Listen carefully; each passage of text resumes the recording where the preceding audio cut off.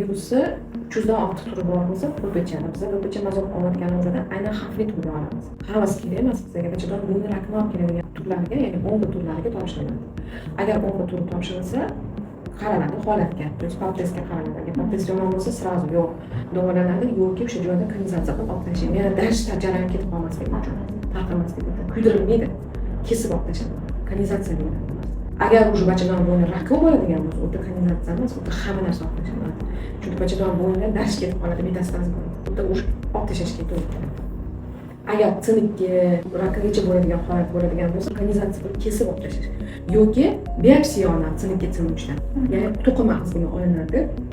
Chunki shunaqa holat bo'ladi, protez sinibga sinuvchi ko'rsatadi, lekin biopsiya olsa уже rak ko'rsatadi. Rak qayerdadir chiqdimi, sразу уже hammasi olib tashladi. Bachadon bo'yni, bachadon, tuxumdonlargacha olib tashlanadi. Agar keyin ayol yosh bo'lsa, uning bosuvchi gormonal terapiyada ichib turadi. Shu nechadir yoshgacha ma'lum bo'lsa, shu 45 yoshgachami, 48 yoshgachami, 50 yoshgachami, u yoshiga qarab ichib turiladi. Bu ham agar ko'kragida hech qanaqa o'zgarishlar bo'lmasa.